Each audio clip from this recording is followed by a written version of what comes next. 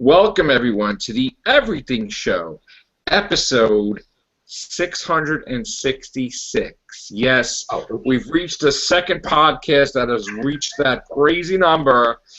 I am your host, Matrix Lord 212, and while I don't really promote that number, I'm not really going to in the future, we have to do a theme based on that.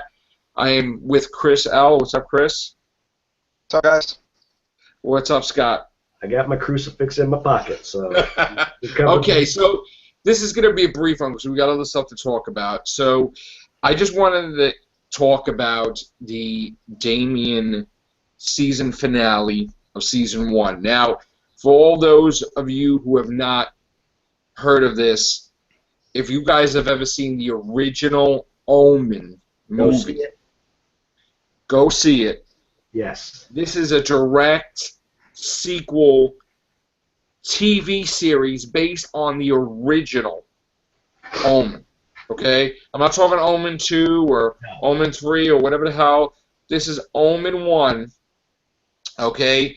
And in this, the main character, Bradley James, plays Damien Thorne, who's, I guess, 30 now. Okay? And all his life, he has had darkness near him. He has vivid memories of when he was a child. He felt responsible for, he believed, his mother dying and his dad and all this stuff. And then he starts to see that there's this movement or army or whatever the hell they are, organization, that have been following him throughout his life, making sure he doesn't, like, get killed or making sure he's not suffering, really. I mean, the guy never really had to do without money-wise, so he's lucky that he got all these crazy jobs, and he's been a photographer. So it starts off where it's, you know, of course, overseas, and, you know, where all the stuff and evil and, you know, stuff happened back in the day. I forget where he's at, and there's like a war zone, and he's taking pictures, and he come across this old woman that looks like very, you know, I guess gypsy-ish, evil, whatever. She looks at him, she's got like the eye thing going, and she grabs him, and she's like, Damien, and she like tells him, like, she's talking like the devil, and friggin' wakes him up, like, what the F, memories started returning of when he was a kid with his red bike, and then it just goes off from there, okay? And then you learn how he had a troubled growing up, and he had people helping him in the background. Like, he had the guy that played Herschel, which is Scott Wilson, on Walking Dead, has been basically with the White House and with different organizations, basically been a mentor helping him out. We think he's a good character, you know, but then we find out later on that he's actually linked with that evil organization, cult, whatever the hell they are, to try to, because he's supposed to be the Antichrist. And the big thing about the show is that he's a good guy. So it's like he doesn't want to be the Antichrist. He doesn't want to kill people. He wants to help people. And when people try to screw with him, I guess, like, the demons or whatever protect him and kill them or whatever. And it's like he doesn't do, you know, it's like he's not doing it. You know, so it's like what the in darkness. It's yeah, but then it starts getting crazy because then the Vatican send out the head nurse, the head nun, and she comes with the mystical blades from ancient times that could kill him. And 6 of them were. It's and then Bob Hershey's the villain. Of course, she's like, I guess you could say that she's actually his real mother. Like, maybe she gave birth to him and then they gave the baby to the Thorns. Damien, this is for but you. Barbara Hershey is phenomenal as a villain. Really, she freaks you out, dude. I mean, guys, it's just like she commands that presence. She's a great actress. I mean, it's unfriggin' believable. Okay, so I really started shaking my head with some of the stuff that was happening, and of course, it's a 10-episode format. Just ended, and it ended where, you know, because and it's kind of crazy because they show the good side, you know, like the church doing evil stuff.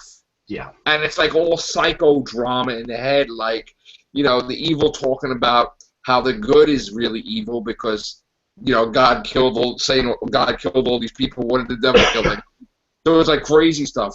But it's just, I don't know if there's going to be a second season because the ratings have dropped, but it's been a fantastic show. It ends, I guess, on a cliffhanger, sort of, where everybody's kneeling to him, and I guess his powers of awakening, and you don't know if he's going to be evil, but the good side kind of screwed things up and kind of made him where he's leaning towards evil, where they kind of stabbed him and buried him in thorns and like tried to bury him alive, and it's like they really kind of turned him into the beast accidentally. So, and of course, like the good guys are going against the good guys because they're not really good guys. Like the church is kind of like weird.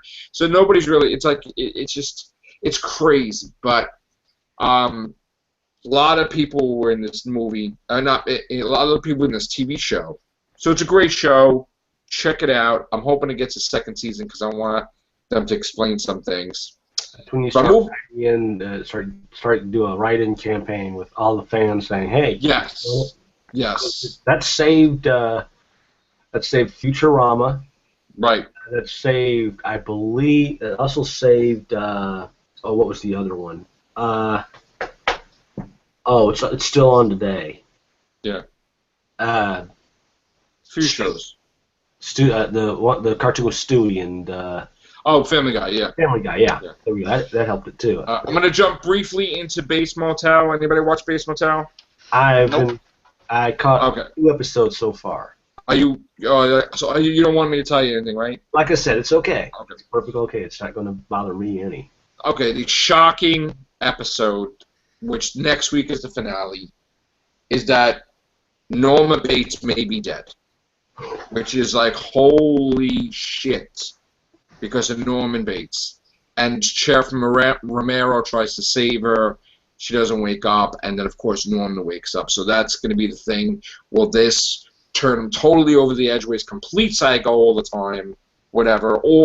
And if she does die, she is going to appear in Season 5, the final season, because she's going to be in his head. So it's like him dresses up like his mother and talking and whatever. So whether she's really alive or not, she's still going to be in Season 5. So we have one more episode of Base Motel. Check that out next week. A&E has got Damien and they got Base Motel. Going right into Fear the Walking Dead. Briefly, not working, guys. Fear the Walking Dead not working. Any suggestions to save it, Chris? Shorten the season. If they can't do that, what do? Nothing. It's gonna fail. So they can't I'm sorry. You said you want to save the show, not right. If in other words, like what if they just like put walkers on it for once? I mean, like go on land. I mean, no. But even if they do, the characters just aren't likable to me. You know what I'm saying? They would have to get a whole new cast or something. I think that these characters are okay in short bursts. And by short, I mean 5 or 6 episodes. Or do the idea that I threw out there a little while ago. Have it be a different group every 1 or 2 seasons so we can get different perspectives from the show. Right. But they're not going to do that. This is from this area of the country, and then seasons or the next season, this is where it's happening over here. Yeah, just switch it up. This whole keeping it. I would love to see this this whole thing happen from like a government official standpoint. You know, someone who's like a VIP, like maybe one of the president's cabinet or something. I would love to see how they're reacting to it, because you have both the family drama with that, say that they have a family, but their job as, you know, a government official trying to keep the nation together and keep everything under control keeps preventing them from being with their family during a time of crisis. And then maybe they have to sign off on a decision like, we got to bomb Los Angeles because it's been overrun or something like that. I was thinking about that. If that would be too much like that Flight 93, where have it, some of it centered around maybe the Pentagon. Yeah, I don't know if that would work after they already had that in Fear the Walking Dead, like troops like the military taking over. I think people would be like, oh, the hell with the military. Really? No, I'm not saying from the military. I'm saying from, like, in the White House or something. All right, what's going on behind with the government? Yeah. Behind closed doors. Is it getting canceled, Chris? I think after the third season. Yeah. Unless the third season is unbelievable. Like, they turn it around. Who knows? I mean, the second season we still have... Up with different areas, otherwise people are going to grow tired with it. We're going to have the finale, I guess, next week, and then we're going to have a break, and then Rick is not coming back because Fear the Walking Dead coming back in August. Yep. So let me ask one more question now. Is it possible that Fear the Walking Dead could kill the ratings for Walking Dead? It could hurt it, definitely. Okay. Scott? No. No? You don't think so? Walking Dead, I still think is going to stay strong. If anything, Fear the Walking Dead is going to put a nail in its casket and. Right. All right. So they got to do something to dramatically change the show or the cast, or else it's over. Or I mean, it's boring. So that's it. All right, we're gonna be out of here because we got other news to talk about, and this is a themed everything show. So take care. Bye for now.